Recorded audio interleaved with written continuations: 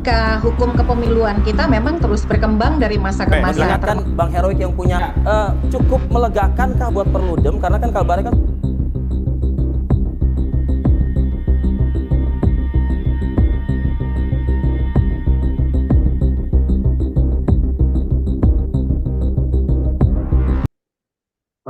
Baik, Assalamualaikum warahmatullahi wabarakatuh. Ya, dengar suara saya, Bapak Ibu sekalian? Ya, Alhamdulillah.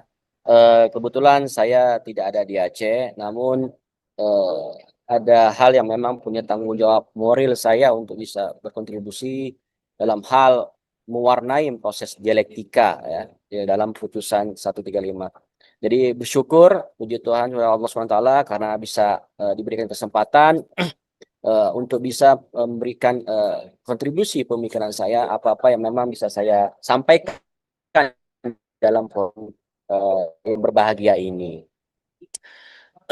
Jadi saya semacam membaca dan mencermati untuk 4 SKS lah. Kalau Pak Mirja mengasih ke saya itu kan beban, tapi bagi saya itu menjadi hal yang luar biasa. Ya. Jadi secara filosofis Bapak Ibu yang mulia, yang saya hormati, ya, ketika kita bicara putusan MK 135, ya, filosofisnya juga banyak hal yang bisa akan saya sampaikan. Yang pertama, kalau kita berpikir ya ini merugikan, tidak. Ingat ya, saya tegaskan bahwa putusan 135 itu tidak merugikan, tetapi membaiki tata kelola kepemiluan. Positioning saya ya, penjelasannya bagaimana? Prakteknya di dalam pelaksanaan pemilu ya. Jadi yang mengatur proses penjadwalan itu pada era-era dahulu itu kan sangat rumit karena disatukan. Nah, putusan MK 135 itu mengatur proses penjadwalannya. Ya. Dan juga ketika kita berbicara tentang efisiensi dan efektivitas, ternyata tidak memberikan dampak signifikan ketika disatukan pada saat itu. Pada saat itu ya. Bahkan anggaran kepemiluan semakin besar. Ditambah lagi kerumitannya juga semakin besar. Nah, sehingga apa yang terjadi bahwa penyelenggara itu tidak memiliki konsentrasi yang bisa kita katakan maksimal di dalam proses pelaksanaan kepemiluan dan pilkada. Nah, lantas ketika kita melihat hal ini, apalagi yang menjadi satu permasalahan yang itu berdampak positif terhadap putusan 135. Regulasinya juga tumpang tinggi regulasinya. Nah, ketika ada proses transisi ini kan juga memberikan satu ruang bagi penyelenggara untuk lebih optimal di dalam pelaksanaannya. Bahkan kalau kita mau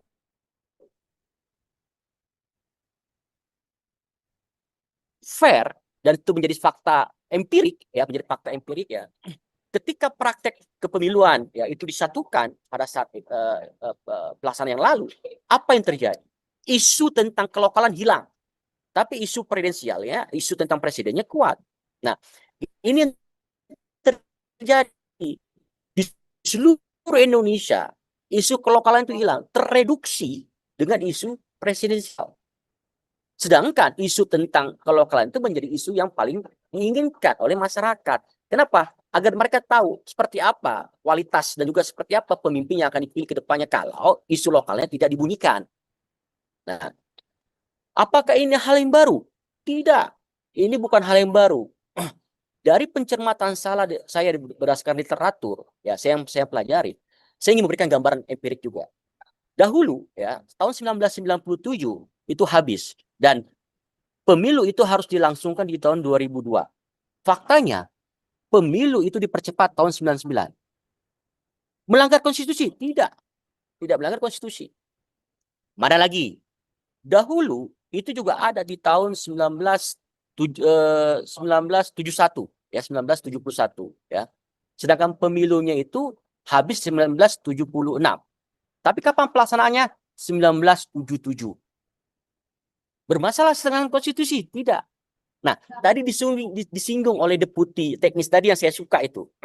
Apa makna yang saya suka di situ adalah putusan MK ya itu kan mengikat sifatnya. Jadi asalnya induknya tinggal diturunkan dalam bagaimana pembuatan regulasi kepemiluannya. Tadi makanya kan nantinya pada masa proses transisi itu yang akan dituangkan di dalam undang-undang baru nantinya. Jadi memang ada beberapa perspektif yang dalam tanda kutip perspektifnya itu juga menjadi satu diskusi yang menarik bagi saya. Ya, ya nanti saya akan jelaskan. Saya ingin menjelaskan.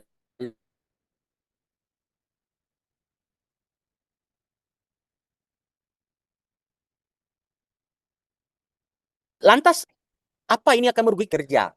Harus 2 kali kerja. Karena dia harus 2 kali kerja. Uangnya akan habis di situ.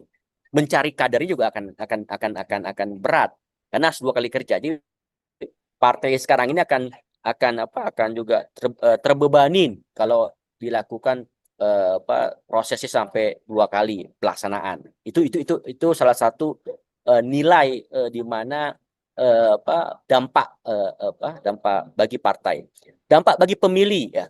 Nah ini juga menjadi esensinya nilai partisipasi bagi pemilih itu kan tertahan dalam konteks berdemokrasi. Sedangkan orang yang diletakkan di parlemen kan mengikat bahwa mereka duduk itu karena basis suara.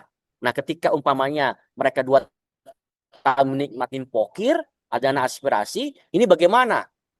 Aspirasi siapa yang mereka bawa? Aspirasi pribadinya, ya kan itu menjadi proses dialektika yang menarik juga untuk di ini. Nah, kalau teknisnya nanti Pak Zainal Abidin lah menjelaskan. Ini saya kan dalam perspektif politisnya yang saya ingin jelaskan kepada Bapak Ibu yang mulia di sini.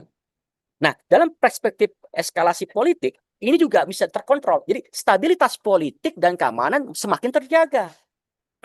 Kenapa bisa saya sampaikan dalam forum resmi seperti ini? Ya karena dalam prakteknya nanti tidak terlalu akut di dalam pelaksanaannya. Ada jeda. Nah, jedanya inilah yang mudah dikontrol. Bahwa prakteknya nanti kecurangannya mudah dikontrol, proses pendampingannya ada, keamanan juga bisa terkendali. Nah, ketika kita belajar pengalamannya lalu, rupanya proses stabilitas politik dan keamanan juga nggak terjaga kok pada saat disatukan. Nah, dari sini kita baca, mengambil satu kesimpulan bahwasanya keberadaan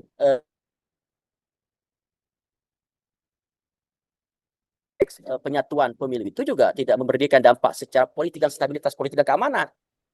Dan itu semakin menegasikan kepada saya bahwa ada plus minusnya di dalam putusan 135, tetapi juga lebih dominan positifnya ketimbang negatifnya. Bagi saya juga nggak negatif lah, cuman bicara kelemahan dari beberapa sisi tadi seperti partai politik, partisipasi pemilih, ya kan, dan juga bicara tentang bagaimana ruang bagi partai yang baru untuk bisa masuk dalam parlemen yang harusnya bisa masuk dalam ketentuan 5 tahun. Nah, hal yang lain, bagaimana posisi UPA? Nah, ini pasti kan menjadi pertanyaan kunci ya dalam diskusi. Bagaimana posisi UPA dalam spektrum putusan 135? Tidak ada masalah, tidak ada yang berubah. Paling bicara masalah status anggota dewannya saja. Selama rumus bakunya dalam regulasi, selama tidak diatur ya di dalam undang-undang UPA, maka merujuk pada undang-undang kepemiluan. Basis lex specialis pada UPA masih tetap terjaga. Basis lex specialis terhadap UPA dalam proses pengelolaan kepemiluan masih tetap terjaga. Jadi jangan ada ketakutan bahwa ini akan mencabut apa yang menjadi kekhususan Aceh di dalam UPA. Tidak. Tidak itu. Bahkan ini semakin mensinkronkan bahwa ada hal yang menarik secara esensi yang sifatnya non-linier, yang itu bisa dipraktekkan terus berlanjut di dalam pengelolaan kepemiluan berbasiskan undang-undang kepemiluan nanti dan UPA. Nah, hal yang ingin saya sampaikan dalam forum resmi seperti ini bahwa ya ketika kita bicara tentang putusan 135 yang disinkronkan pada bagaimana regulasi juga harus ada melakukan harmonisasi, Poin pentingnya sampai saya sampaikan adalah bagaimana mensinkronisasikan antara UPA, kanun, dan menjadi satu dilematis, menjadi satu debatable lagi ketika dalam proses pelaksanaan. Ini menjadi PR. Ini menjadi PR penyelenggara. Saya tegaskan. Bagaimana mensinkronkan antara, saya ulangin, undang-undang kepemiluan yang baru, atau gini, bagusnya gini aja. Ini solusi konkret saya lah. Ada usulan dari eksekutif atau dari legislatif ya untuk memberikan injeksi kepada DPR ya di dalam memberikan masukan klausul agar tidak bertabrakan dengan undang-undang pemerintah Aceh dan kanun. Saran saya seperti itu, Pak Mirja. Jadi bagaimana teman-teman di Aceh itu merumuskanlah satu desain kepemiluan yang memang melindungi secara esensi undang-undang pemerintah Aceh dan juga kekhususan Aceh yang nanti itu menjadi bahan rujukan bagi DPR dalam merumuskan dan membuat undang-undang baru.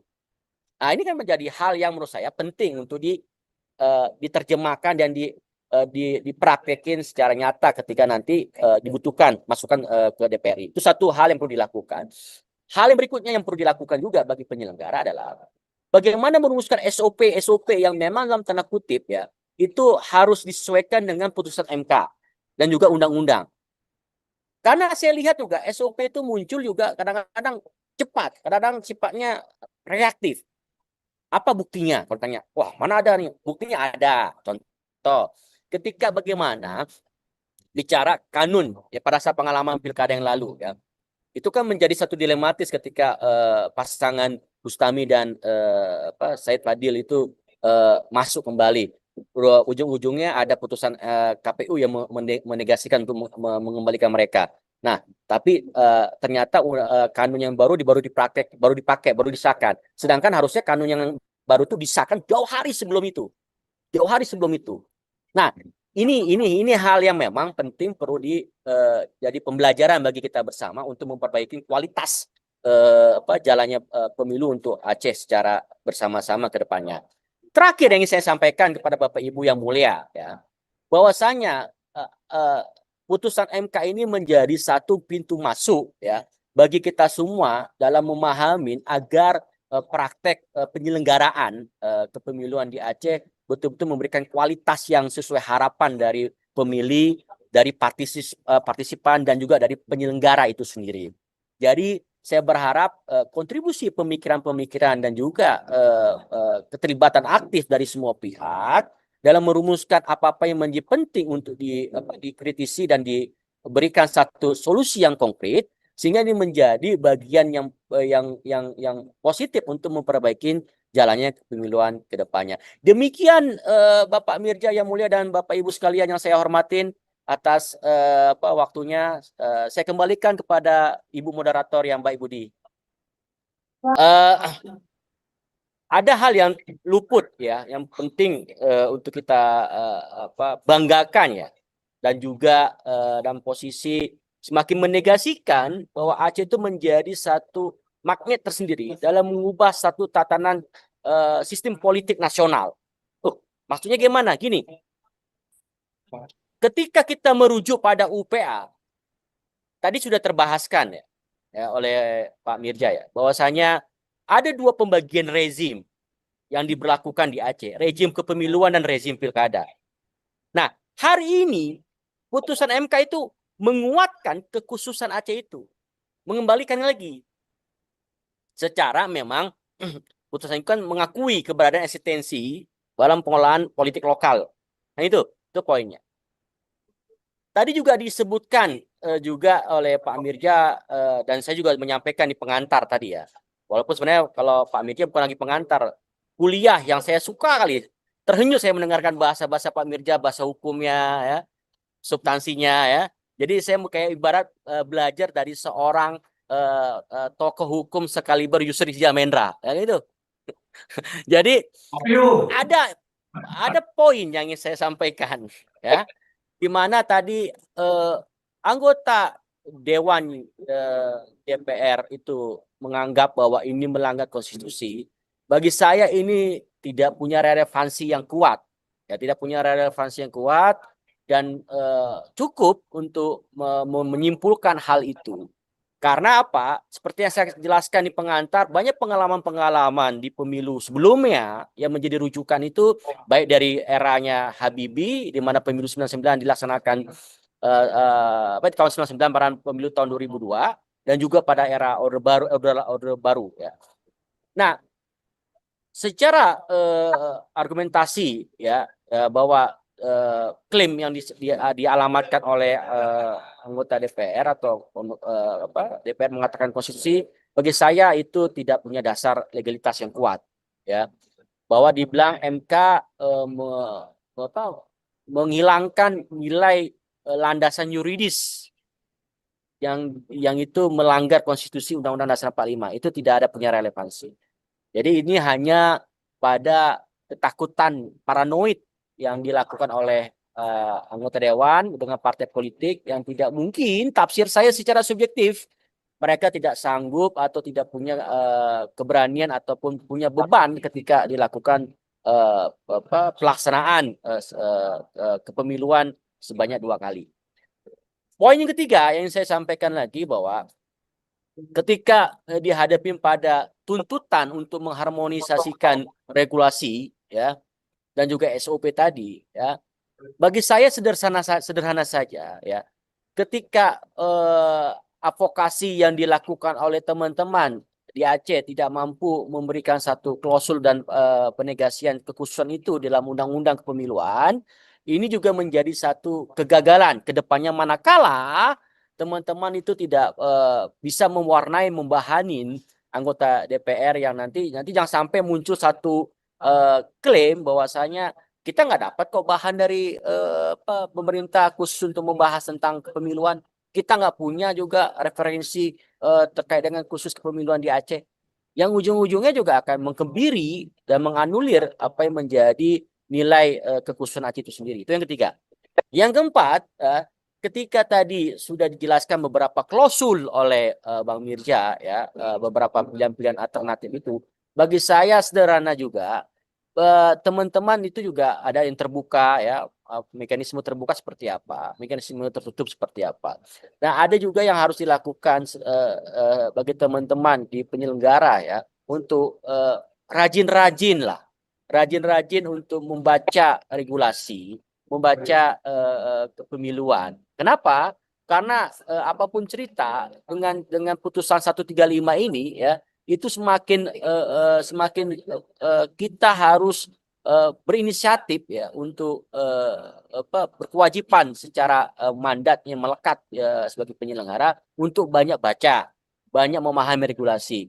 Dan seperti yang tadi dijelaskan oleh Pak Mirja itu sangat rigid dan punya nilai kualitas di mana penjelasannya itu bisa dijadikan rujukan. Mungkin nanti bisa didengarkan lagi lah apa yang dikatakan oleh Pak Mirja oleh penyelenggara yang ada dalam forum resmi seperti ini. Nah, yang kelima yang ingin saya sampaikan lagi bahwa ketika partisipasi ruang bagi tadi disebutkan media Pak Mirja. Nah, sekarang bagaimana penyelenggara ya dalam hal ini KIP ya itu mampu melibatkan media. Pak Arios, ini kan nggak ada uang. Kita juga jangan juga berorientasi uang. Selama ini saya dengan jejaring semua media saya juga bantu KIP kok, nggak ada pakai duit juga. Ya, bahkan juga ada beberapa kabupaten kota. Wah, dan itu juga membuat rasa kepemilikan dari kualitas kepemiluan ke depan itu betul-betul ada dan itu dirasakan oleh siapapun. Makanya media dan juga lembaga-lembaga lain tuh. Jadi gini, jangan kita terjebak pada voter election. Tapi kita bagaimana mengedepankan juga voter education. Voter education. Makna dari voter education bahwa inilah bagian dari proses voter education itu sendiri. Ya, di mana peran-peran penyelenggara itu mampu ya mengejawantakan dalam praktek nyata, melibatkan semua komponen untuk sama-sama mengkritisi, memberikan solusi sehingga apa yang menjadi keinginan kita bersama sesuai dengan harapan. Jangan kok muncul seperti ini dalam diksi undang-undang kepemiluan yang dibuat oleh DPR. Kok begini? Itu udah jaka sembung itu namanya. Ya, itu namanya udah jaka sembung itu ya. Nah, kalau itu seperti itu kejadiannya, ya jangan salahkan lagi nanti umpamanya alamat untuk menyerang KIP, alamat untuk menyalahkan KIP itu terjadi. Karena kenapa? Karena kita tidak mampu mewarnai ini sebagai peringatan ya, sebagai early warning system lah. Nah, jangan nanti merasa keep di atas angin tapi tidak punya sesuatu yang betul-betul mampu menjadi tanggung jawab secara mandat kelembagaan dan juga mandat sebagai seorang komisioner ya. Nah, itu yang kelima. Terakhir saya juga secara pribadi saya ingin menyampaikan sebagai closing statement saya bahwa putusan 135 itu menjadi jendela pintu dalam bagaimana memperbaiki tata kelola pemiluan menjadi lebih bagus, lebih berkualitas dan lebih humanis dan juga tidak memiliki penzaliman terhadap penyelenggara itu sendiri karena kadang-kadang kasihan juga penyelenggara ini dituntut dengan seperti itu ya dengan lebih mudah lah. Artinya kalau ada ruang bagi penyelenggara untuk narik napas lah. Kayak dulu kan nggak bisa narik napas penyelenggara, kasihan juga, ya. Jadi yang ada sakit, ya. Berapa kali Pak Mirja saya dengar sakit gara-gara pemilu kemarin kan? Itu kan menjadi satu catatan saya juga kan. Nah artinya kan ini juga menjadi poin penting untuk mengkritisi lah bahwa dengan sebagai closing statement saya tadi ya bahwa ini menjadi pintu masuk bagi kita semua untuk memperbaiki kualitas pemilu menjadi lebih baik secara esensi, secara filosofis, secara substantif kalau bahasa Pak Mirga ya, demokrasi substantif ya. Jadi sehingga itu menjadikan kita sebagai negara, sebagai daerah yang menjadi pembelajaran bagi siapapun ke depannya. Terima kasih. Assalamualaikum warahmatullahi wabarakatuh. Salam pemilu.